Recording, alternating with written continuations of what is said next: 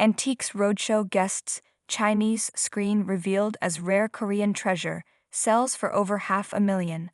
When Dee brought an ornate folding screen to Antiques Roadshow, she had no idea she was holding a piece of art that would defy expectations, not just in value, but in origin. What appraiser Mason initially identified as a 19th-century Chinese artifact turned out to be a far rarer and more culturally significant Korean masterpiece, sending shockwaves through the auction world when it sold for a staggering $540,000, more than 10 times its original appraisal. A misattribution with monumental consequences. Mason's initial assessment was based on the screen's depiction of Zhuangmu, the Queen Mother of the West in Chinese mythology. The intricate craftsmanship and the subject matter suggested it was a luxury item commissioned for China's elite. This wasn't just decorative, it was a status symbol, Mason explained during the episode. Yet the truth lurking beneath the surface would rewrite the screen's history. After the episode aired, Dee decided to sell the piece and enlisted Mason's help in preparing it for auction. As specialists conducted further research, they uncovered clues that the screen was not Chinese at all, but a Korean kejeori screen, a genre of painted folding screens that flourished in the Joseon dynasty, 1392 to 1910.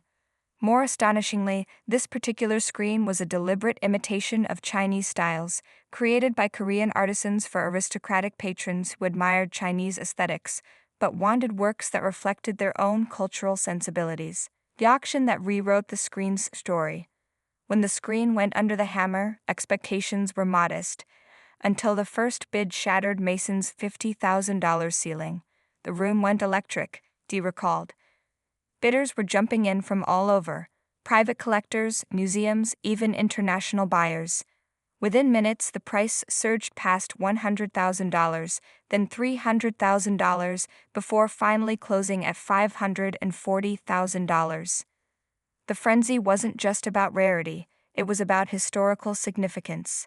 Korean kejeori screens are already highly prized, but this one's deliberate mimicry of Chinese design made it a unique cross-cultural artifact. It wasn't a copy, it was a reinterpretation, explained Dr. Soo-Jin Kim, a Korean art historian consulted after the auction. This screen was made for a Korean noble who wanted the prestige of Chinese art, but with Korean craftsmanship. Surviving examples in this condition are almost unheard of. Why the experts got it wrong, Mason, though initially mistaken, wasn't alone in his misjudgment.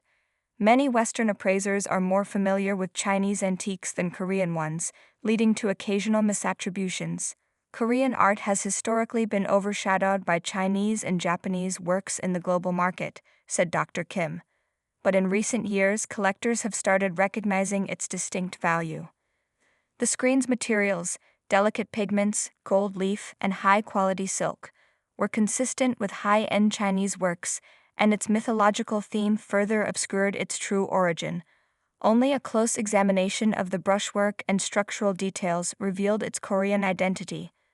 The way the figures were rendered, the spacing of the panels, these were subtle but telltale signs, Mason admitted. A life-changing windfall for Dee. The auction result was beyond anything she had imagined. I thought maybe we'd get $40,000 if we were lucky, she laughed.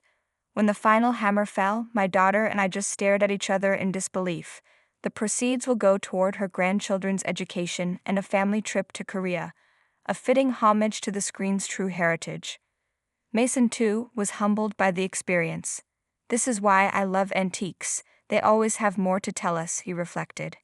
It's a reminder that even experts are constantly learning. The ripple effect in the art world.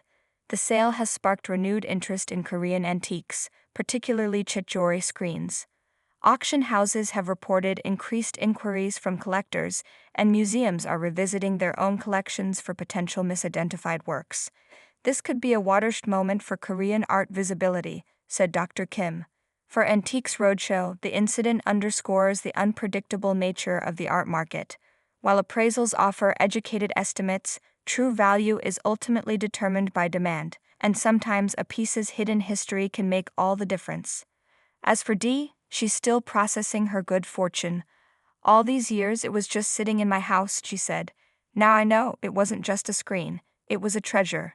Antiques Roadshow airs Mondays on PBS.